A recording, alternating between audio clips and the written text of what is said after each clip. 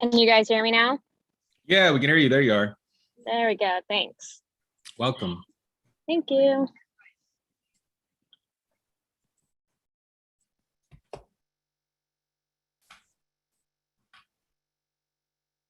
David, do you want to start us off?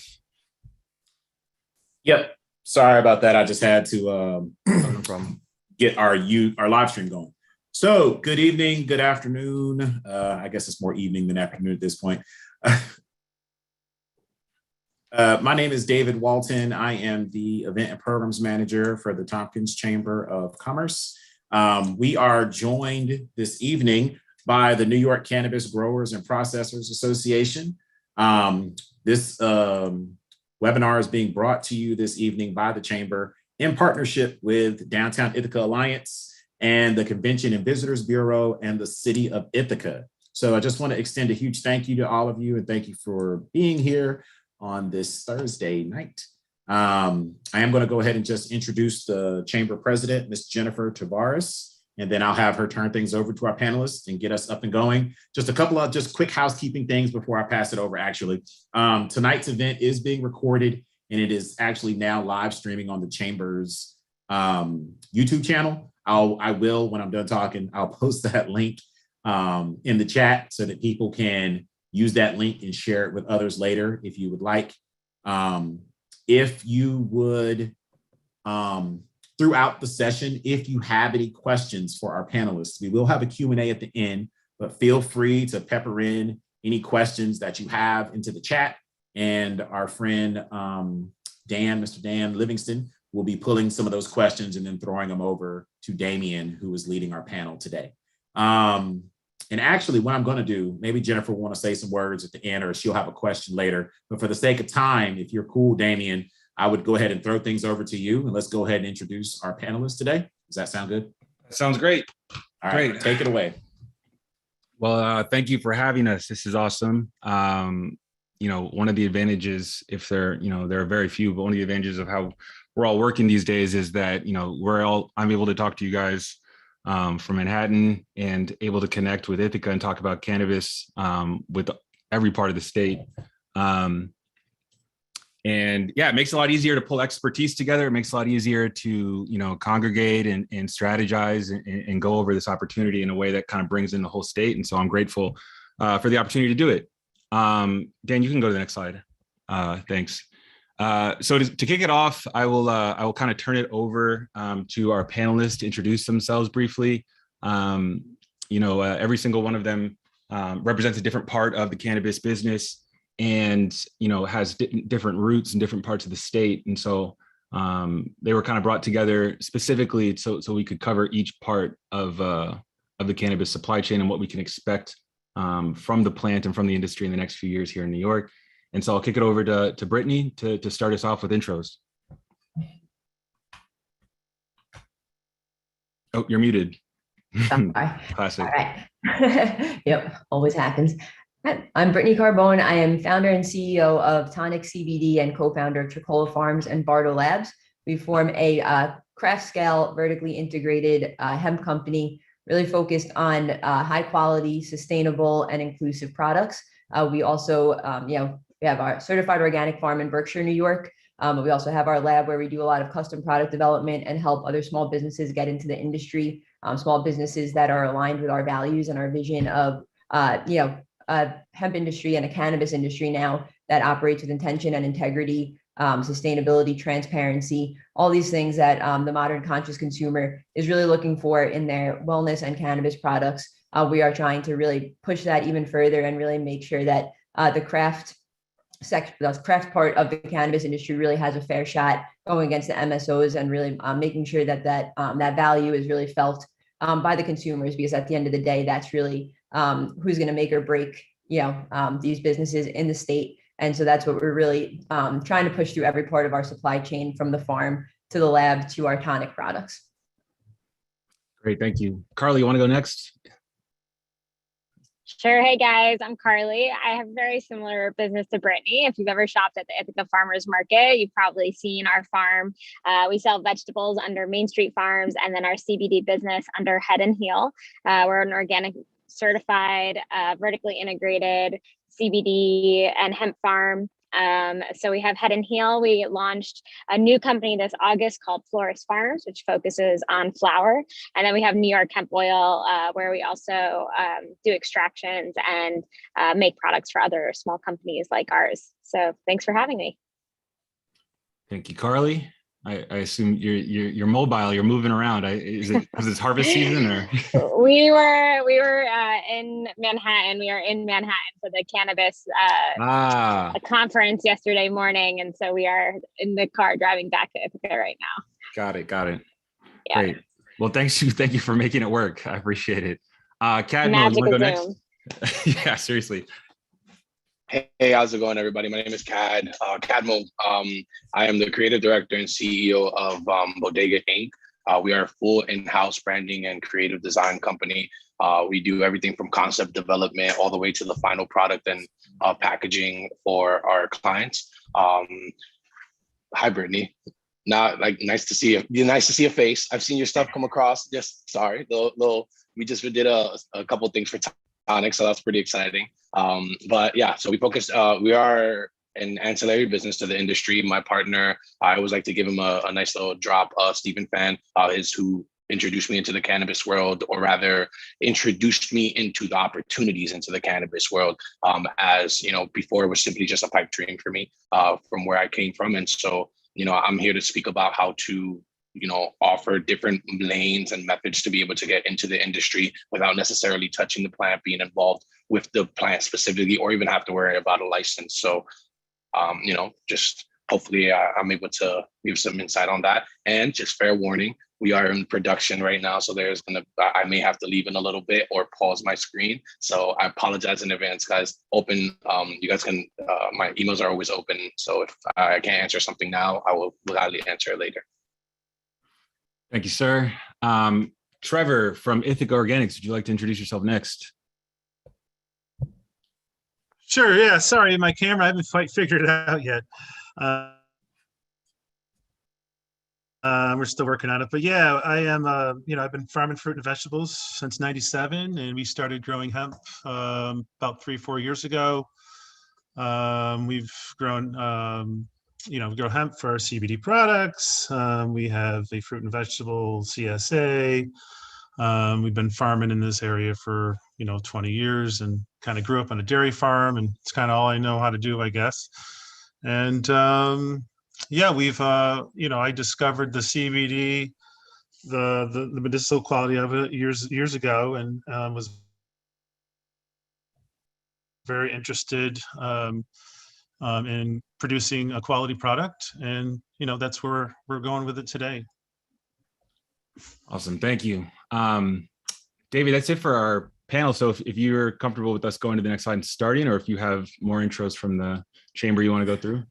No, the only thing I just wanted to change was that Dan suggested that instead of posting questions in the chat, it would probably be easier for everyone to use the Q&A function at the bottom of their screen to post questions. That way we can capture them all in one place. That's a little easier to read than the chat is. But other than that, Damien, it's your show, buddy. Okay, great. Dan, we can skip to the next slide when you're ready. Thank you very much. All right, so I'm going to just very quickly, you know, kind of sum up what we're going to talk about, what we're not going to talk about, and, you know, why we're here ultimately, what we expect people to take away from it. We're going to do about 45 minutes to an hour of, you know, the panel and I kind of talking back and forth about a variety of topics in the business of cannabis. We hope to leave at least 30 minutes at the end for your questions, so please get those questions in.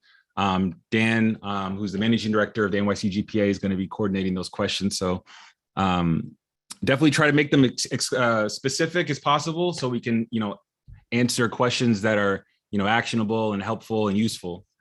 So yeah, to kick it off, you know, I want to lay the groundwork for, you know, what we're going to talk about, what we're not going to talk about. And so what this presentation focuses on is, you know, understanding cannabis as a commodity crop, trying to understand the supply chain of how it goes from a seed in one part of the state to a dispensary in Times Square.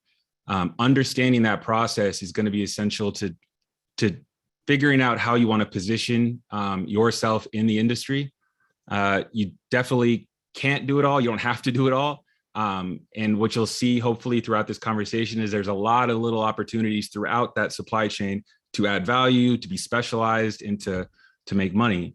And I want to stress that, you know, the NYC GPA is very focused on, you know, creating opportunity for small business, medium business, you know, people who've been in the state for generations in cases to start positioning themselves, start thinking about this thing in terms of businesses they understand. If you've done retail, it's not that dissimilar when you switch over to dispensaries.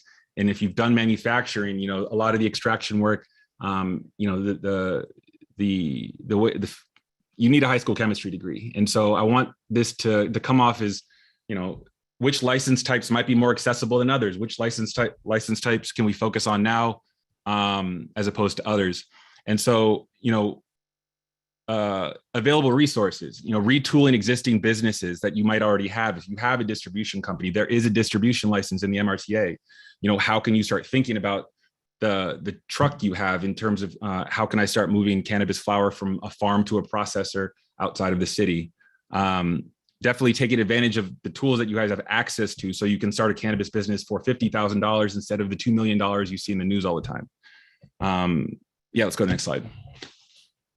And so what we're not going to talk about are, a lot of it might be information that you can find readily on YouTube. And that is, you know, the MRTA, the analysis of the MRTA, I suggest everybody go out and read it if you haven't already. It's not a very complicated or long document, but you know, there's a lot of legal analysis of the MRTA on YouTube that's available. We cannot tell folks how they're going to apply for a license, you know, what you need to apply for a license. That's all going to come out in the rules and regulations over the next, I'm losing it. That's all going to come out in the rules and regulations over the next 3 months. There's a lot of advocacy work going into that now on behalf of the NYC GPA and a lot of other stakeholders, but it would be a disservice to the state if we started telling people what they need to prepare to get a license, because no one really knows the answer to that question just yet. We're not going to talk about finance, access to capital. That is a whole nother conversation that if anyone's familiar with cannabis might understand. I literally just had my payment processor shut down for the 3rd time yesterday, and I'm just selling CBD that I grew in the state. So access to capital, banking, finance is a huge challenge in the industry, and it's going to take a lot of work to get to a place where, you know, small businesses have access to the capital they need to enter the space. Yeah, we're not going to talk about rules and regulations or lobbying efforts. You can go to the next slide, Dan. Great. What's unique about the New York market? What's got everyone so excited? I mean, you know, one of the things we've talked about before in other panels about this is that New York already smokes an insane amount of cannabis. The consumer market is here. The culture is here. The knowledge around the plant is here. Really what, you know, legalization is and what it presents is it presents a way to stop sending money to California and start sending it to farms and businesses here in New York, because that's exactly what's happening with the illicit market. That isn't to say that there aren't legacy distributors and growers in New York who are also, you know, in a position to or deserve to transition into the legal market. But a lot of the money that's, you know, New York currently spends on cannabis flows out of the state. And the express purpose of the MRTA is to divert that flow back into the state. There's an end market maturity. New Yorkers kind of know what they want to consume already to a certain extent. The MRTA is an innovative legal document, you know, in terms of what it offers businesses. On-site consumption is a huge thing that isn't really live in any other states in the States, except for maybe Las Vegas. You know, you can think of all the applications for events, for concerts, micro businesses, social equity provisions. You know, the commitments in the MRTA to social equity are huge, and, you know, a lot more significant and substantial than we've seen other states try to accomplish. And, you know, another big point I want to make is that the unit economics kind of dictate where things in the cannabis supply chain are going to happen. Retail is going to happen in the city. Retails are going to happen in cities largely. You know, manufacturing will likely be upstate. Growing will likely be in communities that have agricultural infrastructure. So we can start thinking about how Tompkins County might be positioned in the larger supply chain. You can go to the next slide, Dan. Oh, yeah. Here's where I'm sorry, go back to the last slide, Dan. I'm sorry. I'm looking at 2 different PowerPoints right now. This is why I shouldn't have 2 screens. The one before that. I'd like to offer my panel to please tell, to start with Brittany, maybe what makes the New York legal cannabis market, adult use market, what do you think is going to make it the most unique from what we've seen elsewhere? I think that, New York consumers, like you said already, I think per capita, we're like one of like the highest cannabis consuming states in the country. And I think that already kind of puts us in a very, positive position. But I think also, New Yorkers really love to support New York grown, right? New York made. We see the New York craft beer industry, for example. There's a really kind of like, a pride in New York, right? And I think that it's going to be really amazing to see the kind of, cultivation operations, the kind of flower that comes out of New York and the kind of products. We're innovators, we're hustlers, and, it's going to be, I think, kind of leading up to the MRTA. I think what's been really impressive about New York specifically is we weren't settling for anything other than groundbreaking legislation, right? Like we weren't settling for anything less than the MRTA. And, we got lucky with the way things worked out with Como and everything like that. But, there's been a lot of times before that where, the activists, the people that were pushing for legalization where it was close, and, we said no, like rather than doing it the wrong way, right? So we're really in a really strong position now to be able to do this the way it needs to be done with these social equity provisions, with these like opportunities for smaller business. And it's, of course, the fight's not over, right? And this is where the real work begins. But I think that's the kind of strength of the New York market and the people that are the driving force behind it, is that we really do care about these things, and our consumers care about that as well. And I think that it's it'd be really interesting to kind of see how, like you said, businesses split between upstate and downstate. I think that Tompkins County in particular is, very well positioned with, Ithaca and Cornell, and with the, the city of Ithaca is definitely a really prime spot for, for business, retail businesses as well to take place, and also to really kind of put the social equity components to work and really make sure that we're putting back into the community, because what always happens, right, with college towns is you see a lot of kind of poverty and a lot of struggle right outside of, where the money is being made. So being able to reinvest in those communities is going to be something that's, can really help a lot of people. Carly, any thoughts on what makes the New York cannabis industry unique? I think there's a few things. One is that I agree with Brittany about the MRTA. It's the most equitable bill I think ever made in history in this country. And I think having Chris Alexander and Tremaine Wright at the head of the Office of Cannabis Management are going to ensure that the goals that were set forth in that bill aren't just goals, that they're actually carried out. So I'm excited to see people who have historically been targeted by the war on drugs actually have an opportunity to enter this market, unlike how it's rolled out in other states. And I think some of the boundaries that were put into the MRTA with licensing, like you can only own 3 dispensaries, are going to prevent the huge corporate cannabis companies from coming in and taking over the industry. So I do think there is actual opportunity for some of the smaller guys here, and I'm hopeful that we see that carry out over the next few years. Great, thank you. Cad, what do you think? So I'm going to touch up a lot on throughout these conversations on like more so the ancillary side of things. Also because these lovely ladies are very knowledgeable on things I will rather not make myself look like a fool of. But I believe that the New York market is specifically unique because as a creative, for example, right, we had this conversation at a previous panel that Damien moderated, and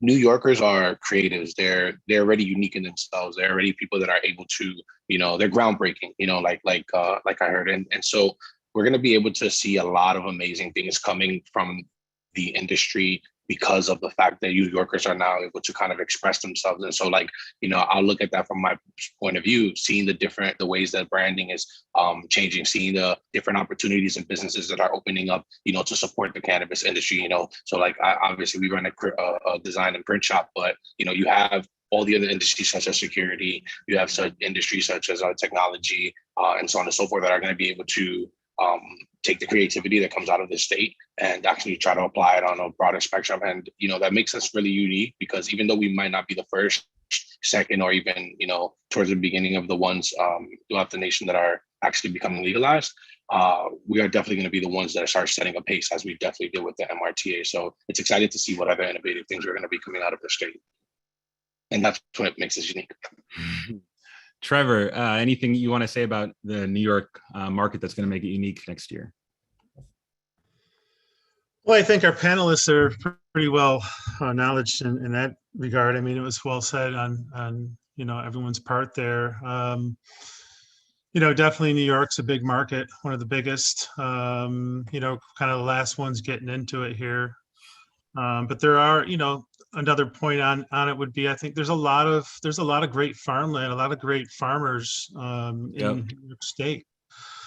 So there's a lot of farmers, small families that are ready to take this opportunity and go with it and try to keep the money in New York State. Yep. Great. A couple of points I want to make here before I jump into the supply chain. There's three larger things I just want to leave the audience with here, is that we really need to challenge the status quo thinking that exists in New York, that we need to be thinking about attracting business to New York to bring jobs here. We need to think about subsidizing taxes or advertising ourselves for other people to bring employment here. All the skills and talent and ability to build a cannabis industry already exist in New York State. It's been here. And so this industry isn't necessarily one that has to be brought to us. It's something that we actually get to create organically ourselves. And it's important to kind of flip that mindset, because in so many cases in rural parts of the state and rural parts of this country, it's the reverse. It's like, please come here. We've got this new thing set up. We've got this other opportunity here. This is not that. This is, we can do this ourselves in a lot of ways. And it'll reflect who we are better if we do it that way as well. The second one is that leave any biases about personal cannabis use aside when thinking about this opportunity, because, those biases are probably the result of decades of misinformation, but, also it's legal and it's here to stay. And it's helpful to start thinking about this more as a commodity with the uniquely regulated supply chain, rather than, something that kids are going to smoke in the streets and it's going to smell. It's a business, and it's not going anywhere. You don't have to smoke weed to work in weed, but you also wouldn't buy wine from someone who never drank it. But I want to also emphasize that recognize the opportunity here as something that is really cool opportunity for New York, in that upstate and downstate have to work together. No cannabis can come from out of state. There's no manufacturing that can happen out of state. The plant literally can never leave the borders of the state. So, farmers upstate are going to be working with retail owners in the Bronx. They're going to literally be taking trips to see each other and meet in ways they haven't before. A lot of farmers can attest to the fact that they're often competing with Connecticut and Jersey, Pennsylvania farmers who might have lower costs. That's not going to happen here. There's a huge opportunity for upstate farmers to really take advantage of the end market in New York and other cities. Dan, we can skip to the supply chain.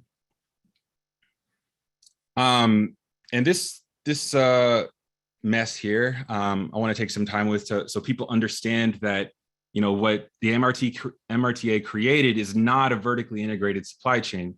There are two classes of licenses that are vertically integrated. When I say vertically integrated, I just mean from seed to sale, they're capturing every ounce of profit from that business. It is the most common model of licensing you'll see in other states, the most profitable. It's also the most expensive. If you are building a cannabis vertically integrated business, you have to get a store, you have to get the grow, you have to get the processing, deliver, you have to buy all that upfront, you have to cash for it. So what New York did with the MRTA is they broke it all up, as you can see on the right, to make space for small businesses to specialize and work their way into the supply chain. And so I think I kind of want to ask the panel, why do we think obviously the intentions are kind of obvious there. How deep is the commitment really do we think the MRTA is in maintaining this small business friendly supply chain? How quickly do we expect this to become more vertically integrated? I can throw it to anyone on the panel who wants to jump in.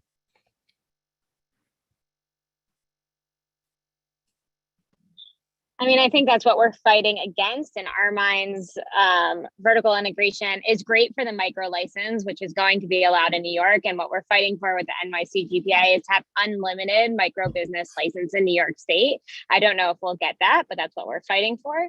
So the goal is to keep them separate due to equity. We want to keep the MSOs, the multi-state operators, and the ROs who have billions of dollars away from controlling the entire industry from seed to sale, and give small growers, small operators, small processors, give everyone a chance. And instead of creating 10 billionaires, create thousands of millionaires within the state. So that's what NYC GPA is lobbying for actively, and hopefully it will stick. Great, thank you. Anybody else? I want to comment on at least the kind of messiness of what the New York supply chain will look like, or where they see, a lot of value to be created. Yeah, I think that what's really interesting is kind of the different pairings that you can do. There's definitely kind of a lot of room there for different ways to, like you said, specialize, but still kind of have some opportunity, being able to have a processor and distributor license and things like that. There's certain things like that, having kind of these like dual capabilities actually, saves you a lot of money, like something like distributors, so you can just transport your own product, right? But in other ways, it's also, like you said, very expensive, to even on a micro business level. I think that that's something that people who might be like new to the industry and kind of trying to understand where they fit might be a little bit kind of misled by the word micro business, and like kind of just, it's really going to come down to how things really work themselves out into actual regulation, right? What qualifies as a micro business? How much canopy space is that, right? How much grow space? What is it really like? How is a micro business really defined? I think will be like the crux of that. But for all intents and purposes, you could say that what we do right now in the hemp space is like a micro business. And we don't have a dispensary, we don't have a brick and mortar location, but we have our e-commerce and everything like that, and sell to other retailers. And it is a lot of work, and it's a lot of headaches, and it's a lot of different kinds of headaches at each level of the supply chain. So really understanding that you're still going to need a really big team.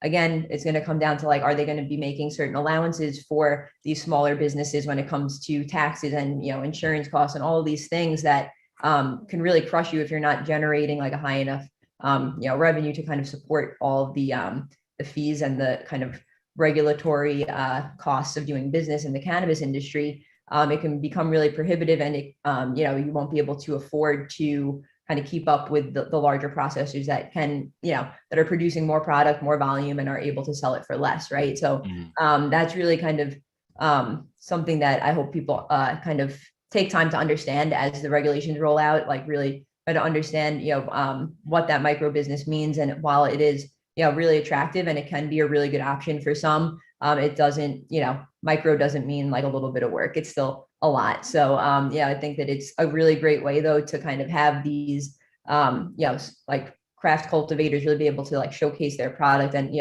be able to kind of own that whole supply chain, because of the fact that you would lose out on even more revenue if you were to then have to have 4 other people making money on top of you if you're a small grower, right? So to be able to get, move that product yourself, that becomes the real key there, because then, those margins can work out a little bit better. But I think that, it'll be interesting to kind of see how creative some of the larger corporations get with kind of hodgepodging some vertical integration together. Yeah, there's definitely going to be some likely abuse in trying to avoid vertical integration, but also align with it. It's going to be kind of messy, but I do think it's important to highlight what both of you guys just said, which is specialization. Because of the way this supply chain is distributed, because you can only do a nursery and you can only be a grower, you can't sell, you can't have a retail outlet. You got to be really good at what you do. So looking at this thing, you envision like, well, what am I good at? Am I good at making potentially infusing edible products that would go into a dispensary? Is a processor license for me? And you want to just do that, you kind of have to pick and choose where you can leverage your abilities and your skills to take advantage of the licensing. We can jump to the next, Dan. Oh, and someone is asking for an explanation of what RO is on that slide. That's a registered organization. I believe there's 10 of them. They have been operating in New York since medical cannabis was legal. And so they are in the MRTA, uniquely allowed to vertically integrate from seed to sale in a dispensary, because they've been here. There's some other justifications that we can get into, but registered organization. They are existing medical cannabis company that exists here in New York, and they're in a separate track. We can jump to the next. So cultivators and craft grows. Trevor, maybe I can get you into the conversation on this. One of the big things that they're debating now in Albany probably is outdoor grow, allowing for outdoor grow and indoor grow. Can you speak to a little bit about the challenges of growing cannabis outdoors, and maybe a little bit of the cost that might go into growing it indoors?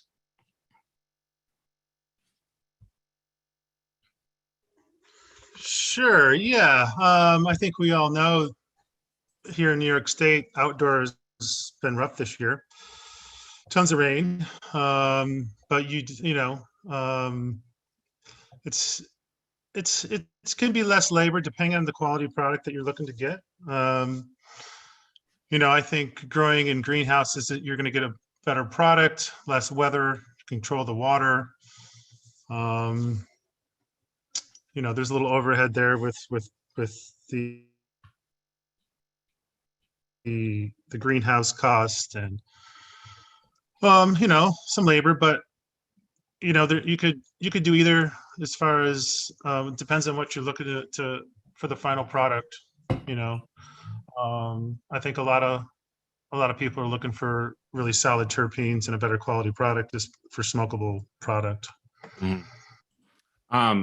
Carly, maybe you could speak a little bit to, craft grows is something NYC GPA is advocating for, unlimited craft grows. Can you speak a little bit about the difference between what we would call a craft grow and maybe like a large scale cultivation grow?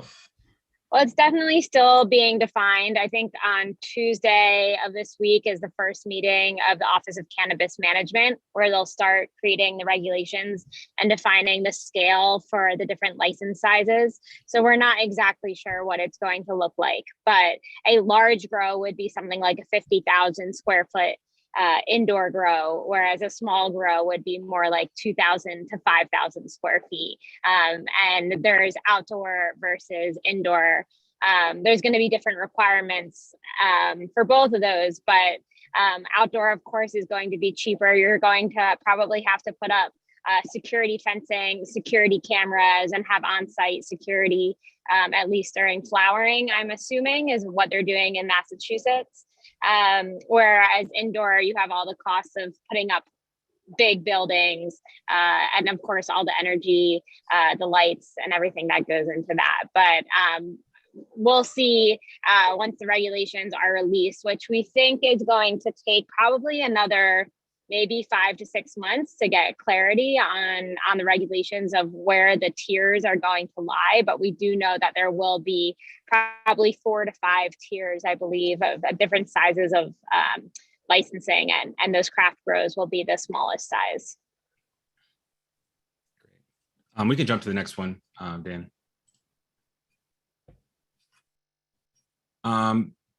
Brittany, I think this would be a great place for you to jump in. Can you speak a little about the process of converting, because I know you guys have an extraction operation over there, the process of converting cannabis flower to an oil, which is an essential step in the process of getting to something that's edible and sold in a dispensary.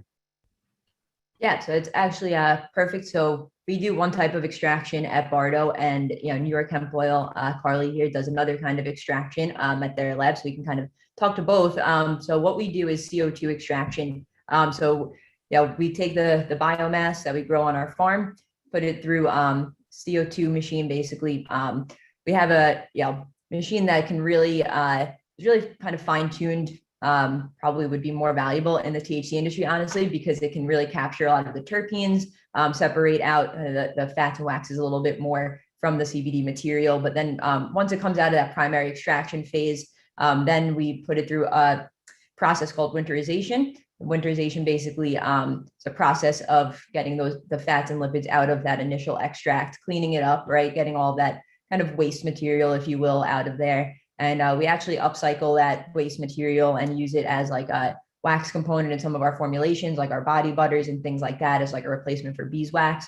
And after the winterization, there's more kind of filtration that goes on to recover the ethanol that you have to introduce during winterization. So there's all these kinds of claims around like clean processing as far as like CO2 being cleaner. And, I think that that's something people miss, is that ethanol is still used during that process. So like, I don't know if you would say that CO2 is any safer than ethanol, right? Because it's all about how you actually recover those solvents and how you clean like the extracts, right? That's what it really all comes down to, is doing all these things responsibly. And like you said, it's no joke. You can't just kind of be like, all right, I'm going to start a lab and like, not have any knowledge base or anything like that, because it's, chemistry, there's a lot of stuff going on. So after you filter it out, we run it through our short path, we run it through the wiped film evaporator, and basically make distillate. So there's different stages during your processing that you can kind of make different end products, right? So if you wanted to, you don't have to go all the way to distillate, right? You can make more of like a whole plant or like a full spectrum oil that's going to have more, chlorophyll might have just more, less potency, right? But more of like the other compounds in the plant. But if you're going to be formulating with the extracts, like going to be adding that into like an edible, for example, you're probably going to want something that's more high purity, because it doesn't have as much of like a taste to it, right? Like, so you want a gummy that tastes like a gummy, not a gummy that tastes like weed, right? So those kinds of considerations are really important to think about when you're thinking about kind of how do you want to build out your lab, right? Because each kind of end phase, like if you wanted to just stop at, full spectrum oil, then you don't need something like a wiped film evaporator, maybe, you know what I mean? But if you want to go to distillate, then you're going to need a piece of equipment like that. And then there's like, you can go into making powders. You're going to need a different piece of equipment for that. So that's really important to understand what you want your end product to be, what you're going to be doing with it, how you're going to be marketing that, and what kind of products you're going to be making, because that will really determine the build out. And even the type of extraction that you do is going to require different build out considerations, right? If you're dealing with ethanol, you're going to have like different kinds of like, HVAC systems and things like that to, ensure that safety in your lab, right? Whereas, same thing for kind of like any kind of hydrocarbons and things like that. But, processing could be as simple as like a solventless processing, right? We're using like rosin presses and things like that to have like, make like live resins. That's a really kind of strong part of more of like the, kind of cannabis connoisseur market, right? And like kind of keeping that characteristic of the plant more so than kind of the kind of broader market that's going after like gummies that just taste like gummies, right? That's going to be something like they don't care. They don't want the taste of cannabis at all. They don't care about the terpenes or anything like that. So all these different things are really important considerations to think about when you're talking about processing. And processing, again, it can be different if you're making food products. Then you might need different licensing, like different kind of certifications, food safety certifications, things like that. Whereas if you're making supplements, right, like we can't technically call it dietary supplements, right? But you need to be still built out to have a CGMP certification, right? Current good manufacturing practices. And what that does is really kind of legitimizes your operation, making sure that you're following all of these regulations to ensure safe products that are fully traceable and aren't messing around, right? It's a big problem that we've had in the CBD industry is a lack of trust because it's unregulated. So things like that make kind of knowing who to trust and like, which products you can trust a little bit easier. But there's definitely, again, just thinking about what you want to be producing in the end is really important, because you can't just like put up a lab and then like just think that you'll be able to, do everything with just like a limited set of equipment, right? And you wouldn't want to do that either. Like it's really specialized. Again, figure out what you want to do and then build from there. And then you can always add in more equipment as you scale and as you grow. But again, start kind of with a very strong focus, and then that'll keep your overhead and your operations a lot tighter. I want to plug in a question from the chat really quick, just so we can also start running through those. Carly, there's a question in the chat. What is the footprint of production and processing? You guys have a processing lab yourselves. So, what size are we talking about? How many employees? Yeah, so our lab really isn't that big, and I know Brittany's isn't either. My business partner Alan and I went out to Colorado and California, and we've toured a lot of different production facilities. I don't know how many thousand square feet our facility currently is. It's currently expanding, but we started with one small room. I think Brittany did too. There's a lot that you can do in one small space. You don't need a big scale to have quite a bit of throughput. Where the costs really come in aren't so much in the scale of the facility, but is in the safety measures of the facility. So the HVAC system in our ethanol facility was definitely the most expensive part of our build out. But you could do a lot in a little bit of space, and it really depends on what you're trying to make. I think Brittany made a really good point there that it's all about deciding what is the end product you want to put out. Is it a gummy? Is it a chocolate bar? Is it lollipops? And then working backwards from that to understand how much space you need. Yeah, I mean, I personally know of a really famous ice cream shop in Manhattan that is currently, secretly working on their own formulations to do ice cream. And so there's a lot of food and beverage, a lot of space for entrepreneurship here in the food and beverage space that kind of spins into processing. So you can have things from like a commercial lab that is like very expensive to a place where you're actually taking THC CBD concentrate and infusing it into end product edibles, for example. Right, that's a good point, Damien. You don't have to do the extraction yourself. You could get a processor license and buy in already processed THC to add to a food product that you're making. So you don't have to start from flower and go all the way through to a finished product. You could work with a processor like us if we get licensed, or Brittany if she gets licensed, and buy a distillate or an isolate or a full spectrum oil to mix into the product of your choice. Yep. Kat, you've worked with manufacturers, processors on, white labeling, branding. Can you speak a little bit about that experience? Yeah. So we actually worked very closely with the rebrand of the farmers, Kaylin, Kastner, and so we got a little bit to see into the way that they're thinking about how they want to be able, to push their product. And so, it's pretty exciting. I mean, we see the creativity coming along. We see how they're continuously expanding. We see how there's a lot of different outlets that the licensing is going to be able to provide. And so, we're excited to kind of see once again where the creativity goes, from the packaging side of views, though there's a lot of issues that I understand that the safety and also like the regulations kind of methods are really what kind of screws things up a little bit. Sometimes, we had a client, a group that they purchased a set amount of packaging, and then we had to redo their packaging because about a month later, some little change in regulations. This is on the West Coast. Some little change in regulations, deemed their packaging, unusable anymore. And so, I would love to see a little bit more about how, it kind of stabilizes out here and makes it so that it's a lot easier to kind of just stick to whatever it is that we're going to do. And also kind of hopefully on our end, take some of that stress away from the processors or manufacturers. So, just to highlight a little bit what you're talking about there, someone buys cannabis edibles from a dispensary, it's going to be in something that is child safe, that can't just be opened. It's going to have warning labels on it. You're going to have, this has this much THC in each bite of this, and, recommended dosage level. So it's the labeling gets complicated, and it's all subject to change with the regulations that when you see them come out. But it's not just like selling chocolate bar. It's going to get a lot more complicated than that when it comes to the processing, the packaging, and everything. Dan, we can jump forward. Distributors and delivery licensing. These are two separate licenses. The delivery license, I've thought of in terms of New York City a lot, just because of how huge that industry here is in New York for almost everything. No one leaves their apartment anymore to do anything. But one of the interesting things about the delivery license, and delivery license is essentially a company that will take it from the dispensary to your house or to your apartment. And the limitation on number of employees in the MRTA limits the delivery license company whoever it may be, to 25 employees.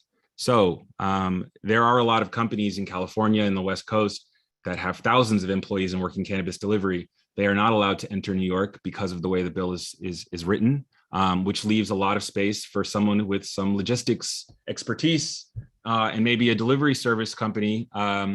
It creates a pathway to that.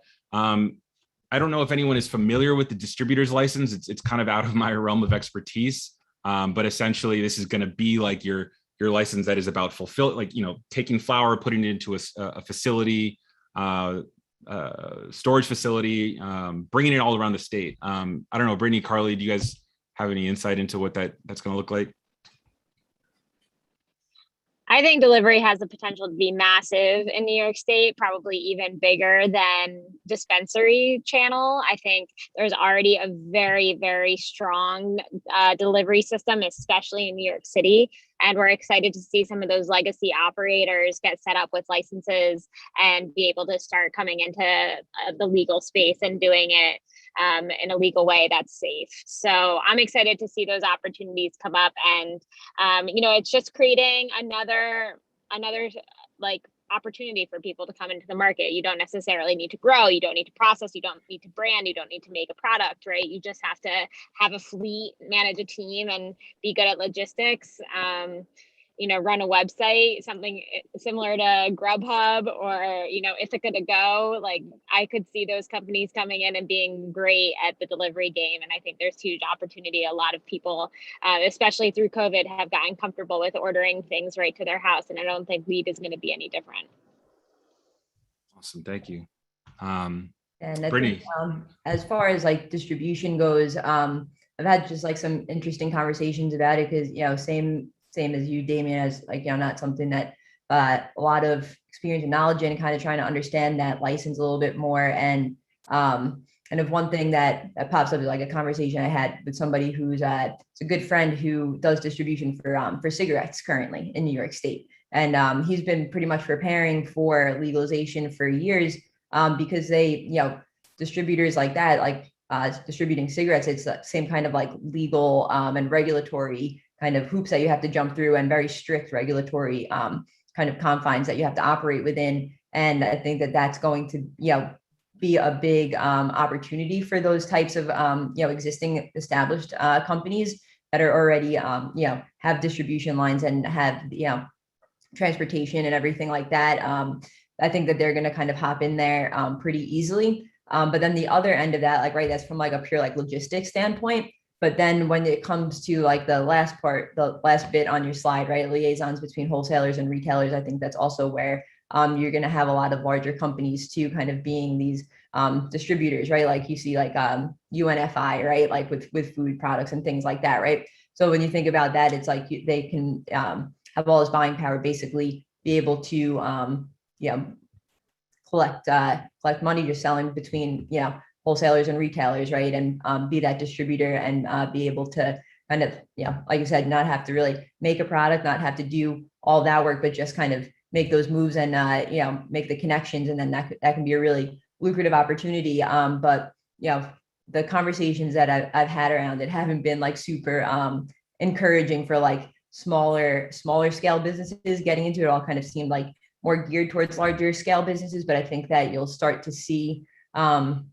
especially kind of like in the upstate area and things like that, kind of ways that we get creative with it, like we always do, and try to find ways to kind of have opportunity for smaller distributors to get in there as well, especially like we keep talking about the craft market, right? Like having distributors that are very much focused on buying and selling those types of products, and like, dispensaries can go to that distributor knowing that they're going to have a selection of a certain type of product, at a certain kind of level of quality and things like that. So it'll be interesting to see how that license specifically kind of plays out. Dan, you want to jump to the next one? Huge part of the industry here. And Kat, I hope you're still there. You can maybe speak to a little bit of this, but again, there's so many infinite opportunities in this space that don't touch the plant. Every single thing that you can think of that exists in a traditional business exists in cannabis, and that extends to administrative work, legal, accounting, financial, point of sale software. It's the seed to sale software tracking system is going to probably be in place with another company, but software generally is just a huge part of the cannabis space. There's security, physical security, and installing security systems. Grows are going to need them. Dispensaries are going to need them. Lighting is obviously huge. If you know anything about lighting, get into LED lighting ASAP, because New York doesn't get a lot of sunlight and plants got to grow.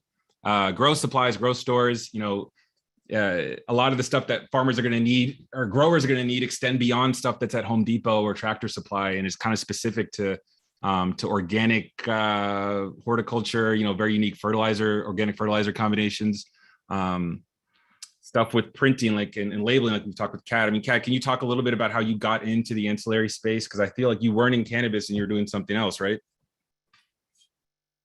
Yeah, so my background actually, funny enough, is not in like design or printing or nothing like that. I actually went to culinary school. I was a certified chef for years, worked in many restaurants, and ultimately became a consultant for hospitality industry. So, specifically when talking about ancillary business, I also like to try to put in my 2 cents on. I know you guys mentioned like edibles prior. I'm not saying I did or didn't, maybe with some CBD, but made edibles in the past. So there's a lot of other aspects though, nonetheless, that are going to be available with ancillary businesses. And so, as you mentioned, logistics is going to be huge. I mean, I'm also seeing, aside from most being in the industry right now, from the point of view of helping in packaging, labeling, and so on and so forth, I also do have an inside view, with my friends about actually going through the process of getting a dispensary, right? And I'm seeing this process, and while seeing this process, I'm hearing about all the extra things that they can't think about. There's so much concentration and so much focus that has to be put on actually getting the license, that your point of sale software, your security, your cash management, your media, your branding, all of that thing, all of those are things that people don't necessarily need to think about as they're focusing on, cultivating or processing or manufacturing or the dispensary, and that's where it gives a lot of opportunity, for people in the ancillary business, because I mean, just looking at this slide, this is a plethora of different options and lanes that people can go into, right? And, you're going to be able to be hand in hand working with the plant, maybe not physically touching it, but, a lot closer than many people actually think, because I hear all the time about how to get into the industry.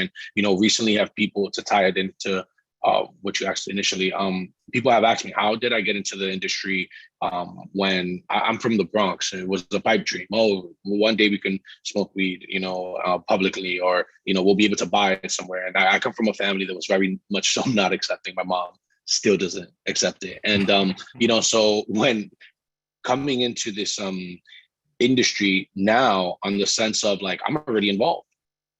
It's not even for sale yet here in New York, and I'm already here getting clients left and right. And it's an amazing thing to show that, hey, like, some of us that maybe don't have the funds, the knowledge, the connections and networking opportunities to be able to actually, touch the plant, seek these other aspects. And I feel like a lot of jobs are going to be created.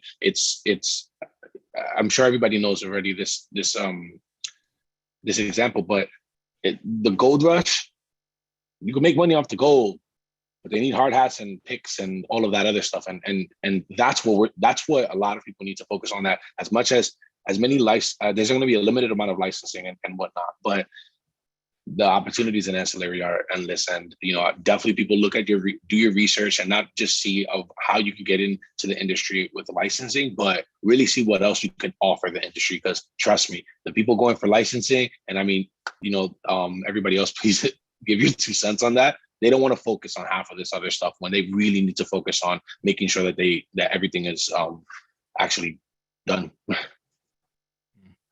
Yeah, I would recommend being cannabis adjacent rather than it's a lot easier. Less overhead. Yeah. Less overhead. Yeah. Much less. Well, Kat, if your mom might not be proud of it, but we're proud of you, bro. So I'm glad you're in cannabis, man. Yeah, it's exciting. We can jump to the next in.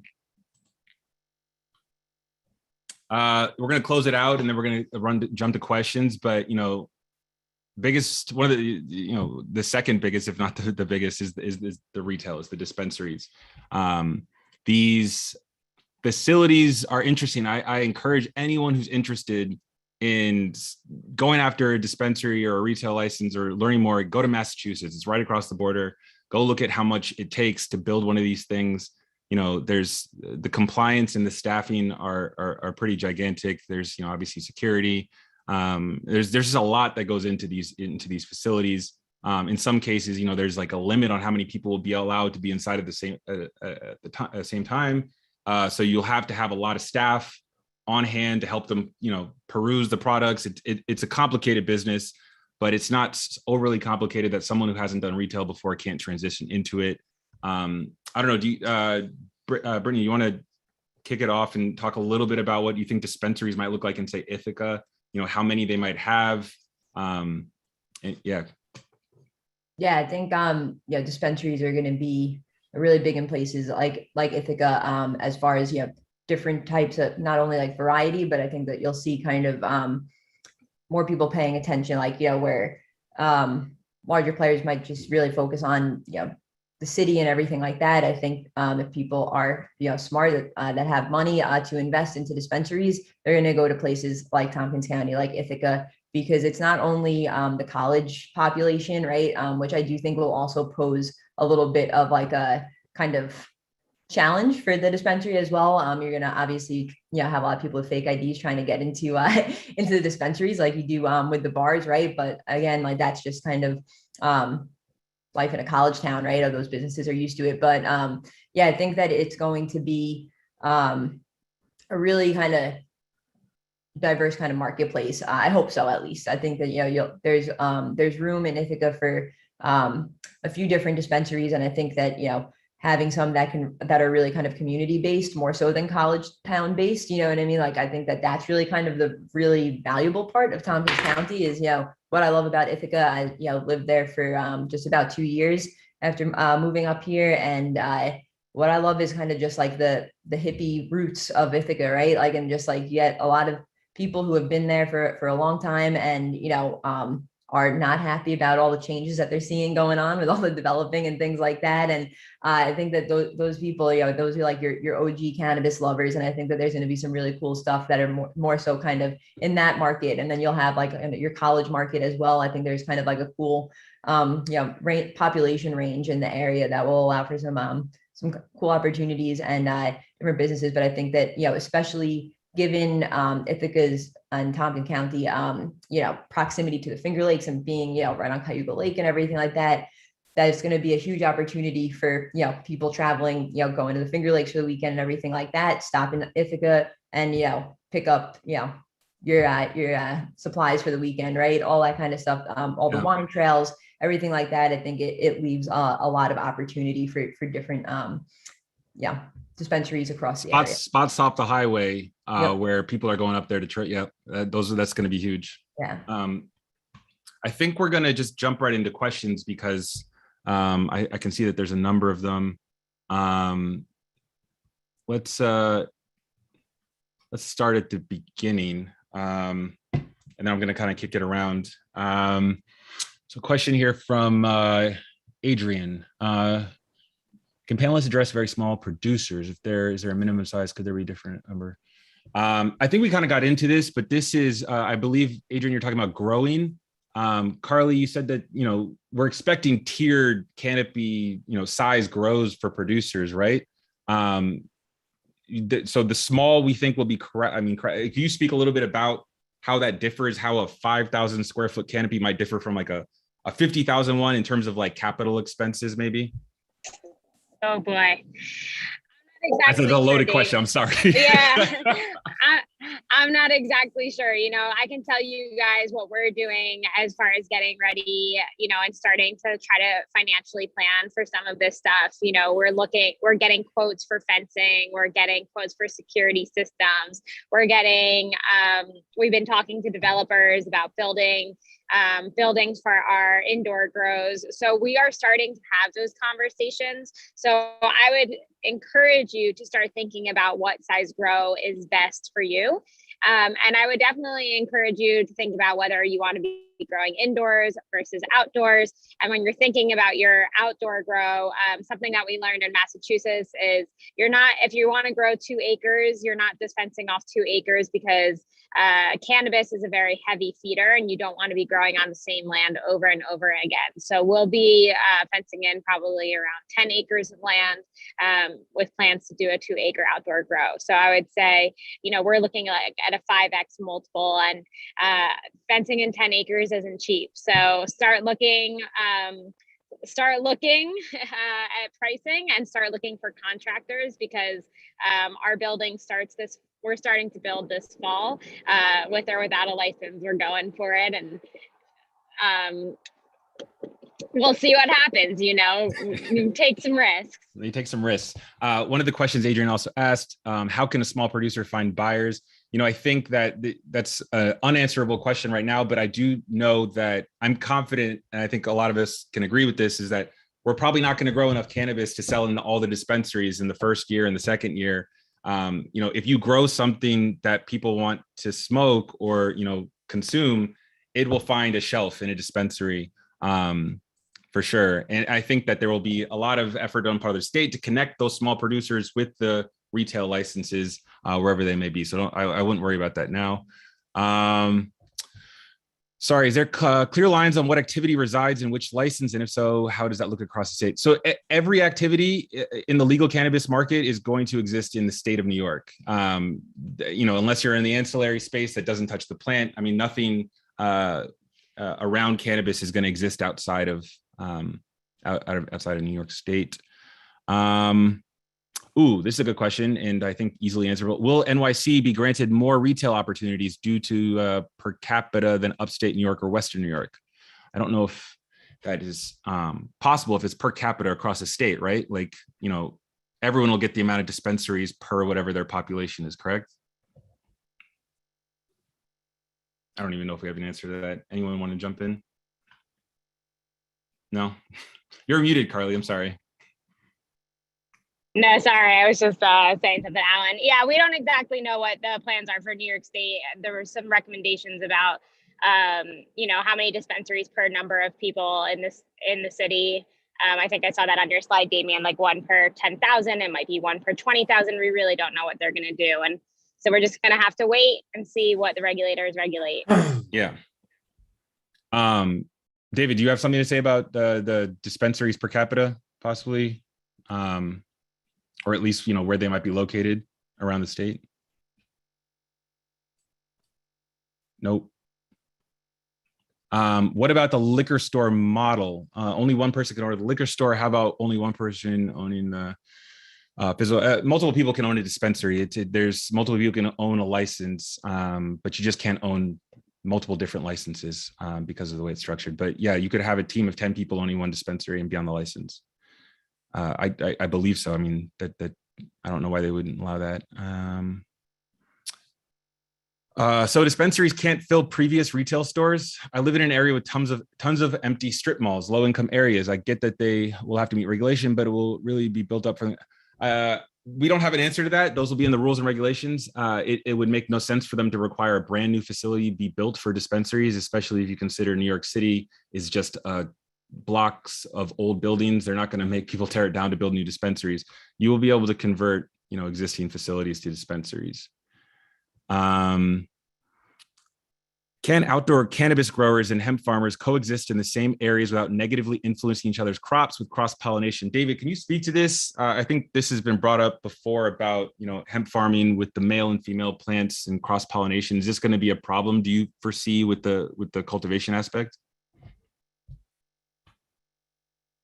You're on mute if you're trying to go.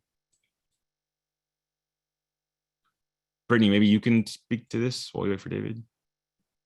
Have you guys had problems with cross-pollination? We haven't had problems, and I know that it's definitely a concern.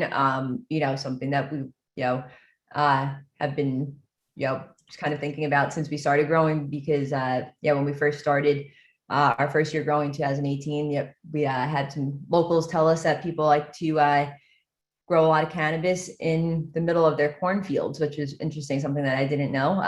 So that, yeah, we've been concerned about it. And what's it called? It was even a concern when Canopy was supposed to kind of set up that huge industrial hemp kind of complex, and they were, trying to scout a lot of farmers in the area to, grow the industrial hemp for them, industrial hemp, as opposed to hemp cannabis, as they classify it, are male and female plants, right? So even just having the male plants can, influence that crop and everything. So it's definitely something that you need to, be aware of, be careful of, kind of know your surroundings.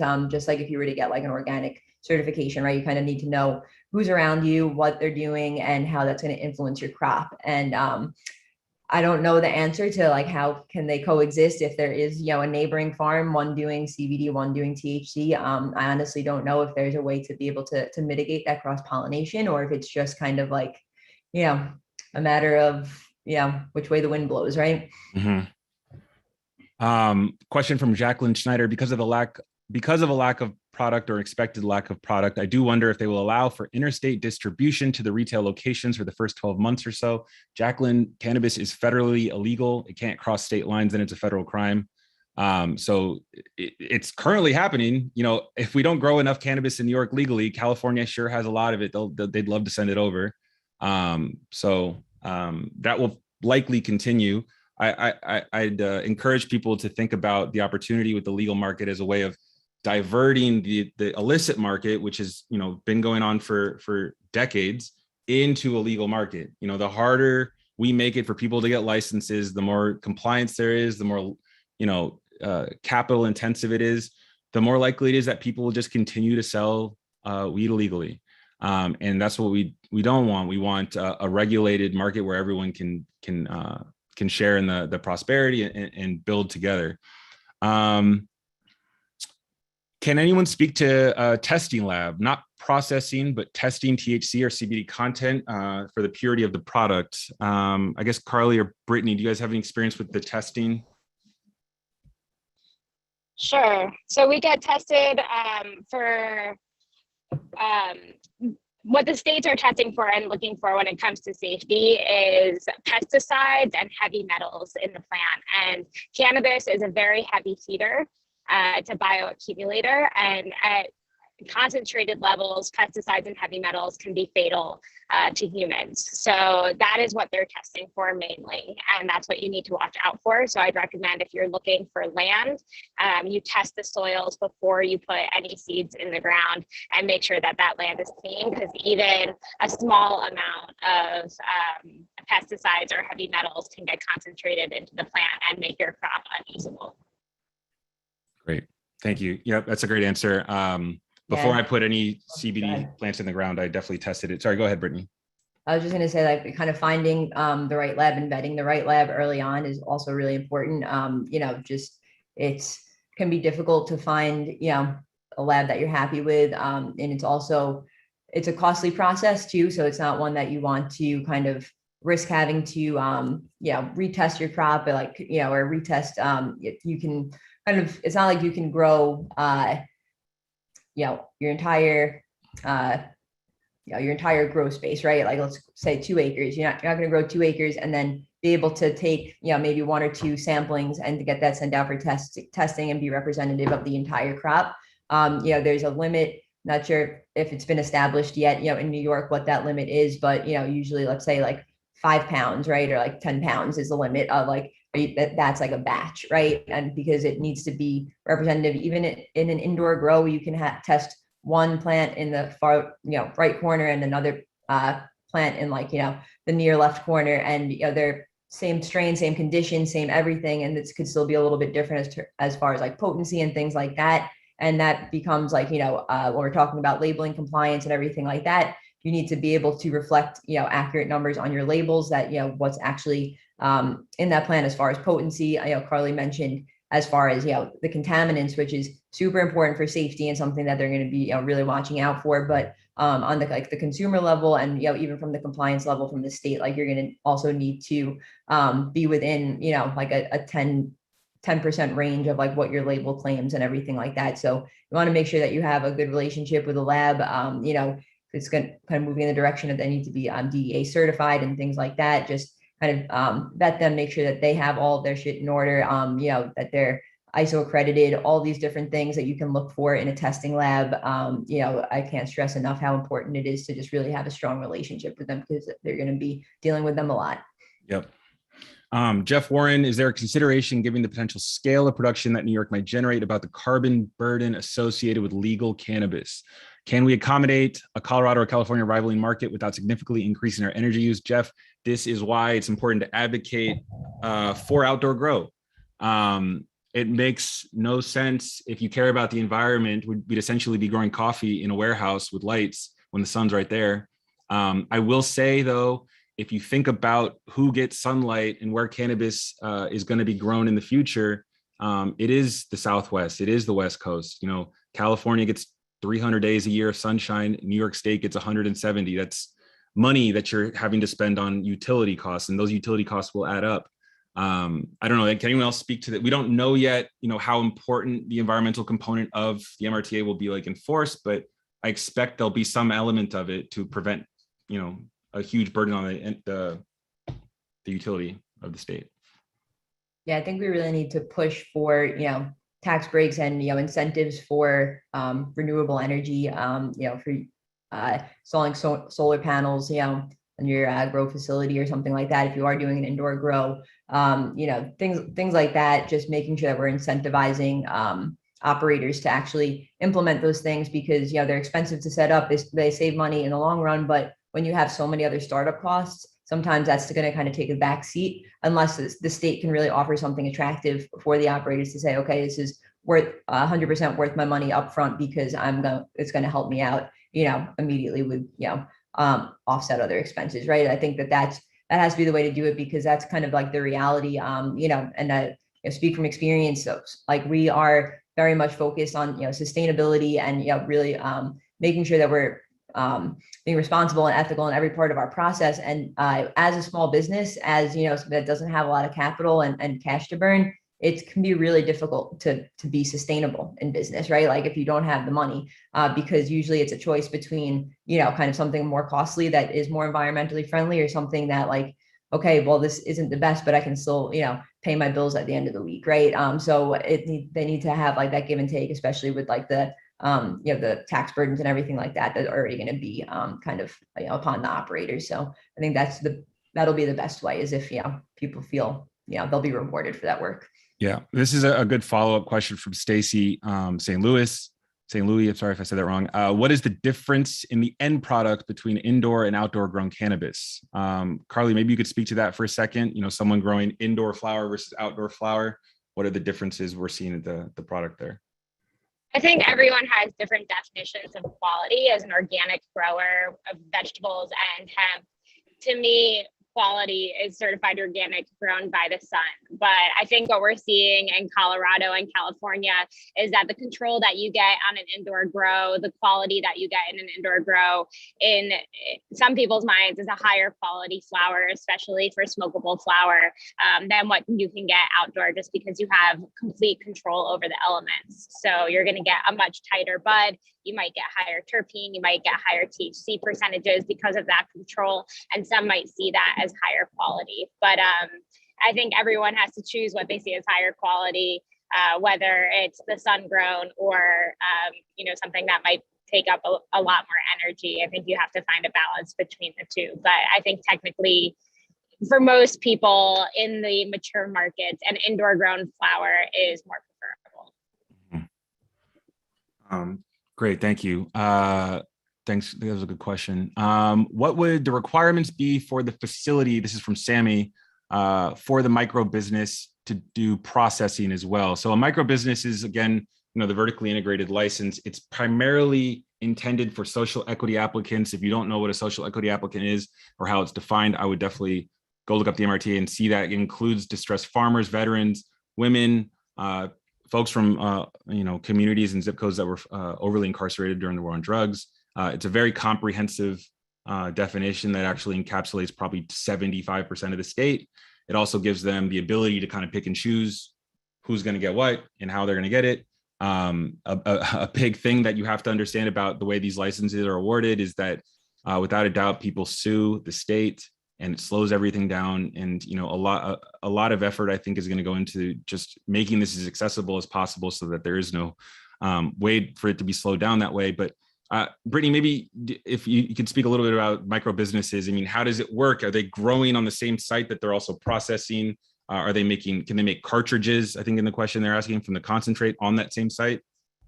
Yeah, so that's really, you know, the beauty of the micro business is that you can do it all, right? And I think that, you know, there's probably still needs to be a little bit more clarity as far as like how, you know, the cultivation and the processing need to kind of be separated. But from what I understand, it can be like in the same facility or on the same property, and it's really, yeah, like you can fill carts, right? You can basically, you grow the plant, you can stop there, right? Sell it as flower, or you can, you know, process in any way that you choose. Like, again, if you're going to be like on the smaller scale, you know, building out a huge lab probably like might not be the move right away, right? Depending on what you want to do. But, you know, maybe that's something like, I think that, you know, solventless extracts become a really great move for micro business, like something that you can really kind of keep your overhead a little bit lower, right? And be able to still make, highlight the quality, right? Because again, that's really what you have to focus on. If you're going to be like smaller, you kind of have to be smaller for a reason, right? Be able to say that you're producing something that's higher quality or that's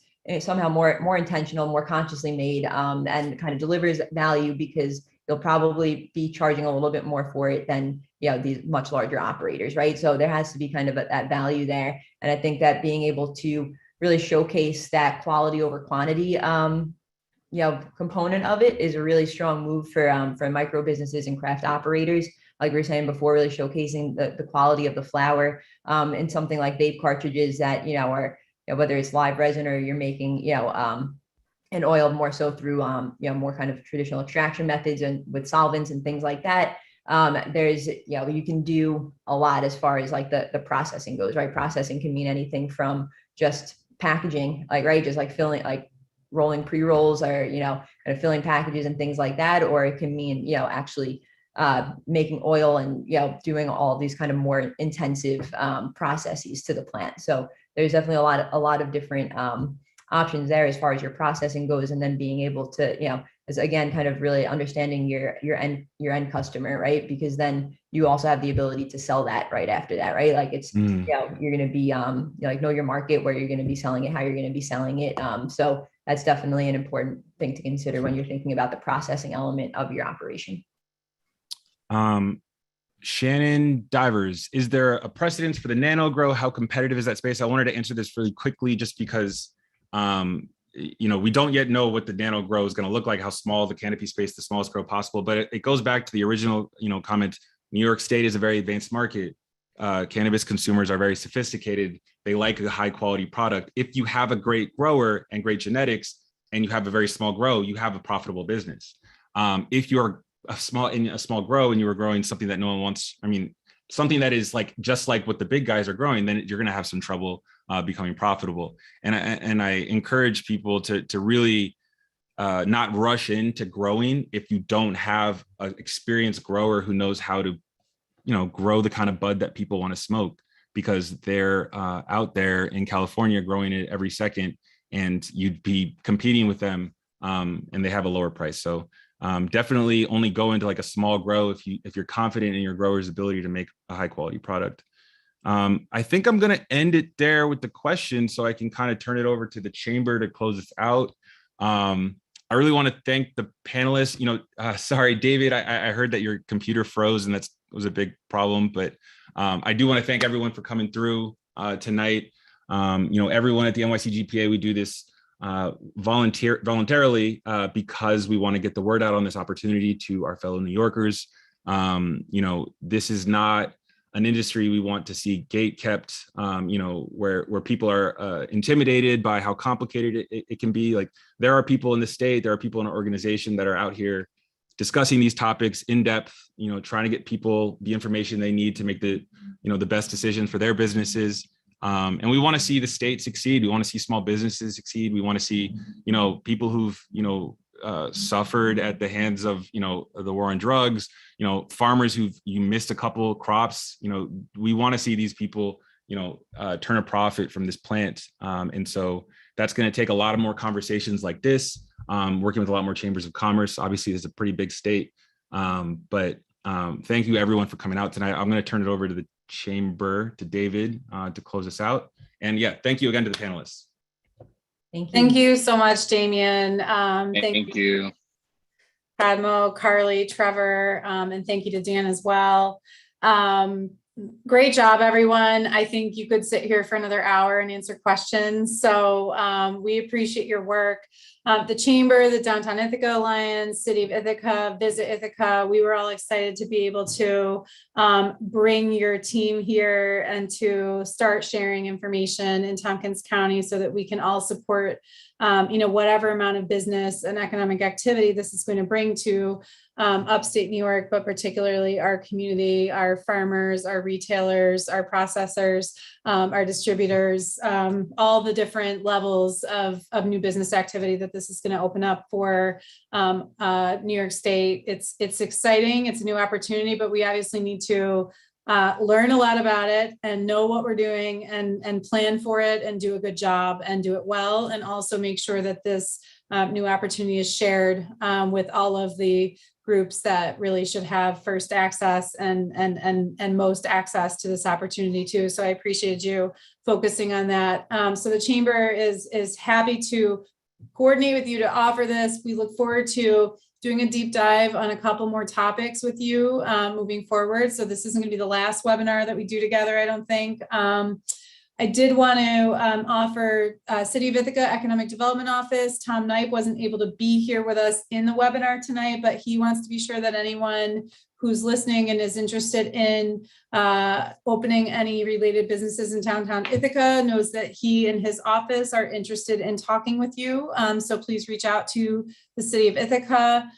We're going to continue to try to partner with the New York State Cannabis Growers and Processors Association to make information available, to have more webinars. And you obviously all also have your advocacy game really going strong. The first time I met actually Alan at an event just a couple months ago, a couple weeks ago, maybe now, it was really clear to me that your organization is really on the ground level, doing really hard work. And certainly as a chamber and as a very progressive organization, we're interested in, how we can help. So please let us know if there are advocacy opportunities that we should be sharing with our members and folks in the local community. We hope that you'll reach out and leverage this network for that as well, because I think you have probably a lot of folks here that are willing to roll up their sleeves and help with some of that work too. So we're also taking new members, just so you know. We're also taking. Right. Yeah, you have a fantastic website. Can someone drop your link in the chat if they haven't already?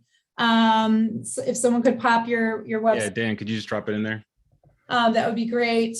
And, thank you all again for your time this evening.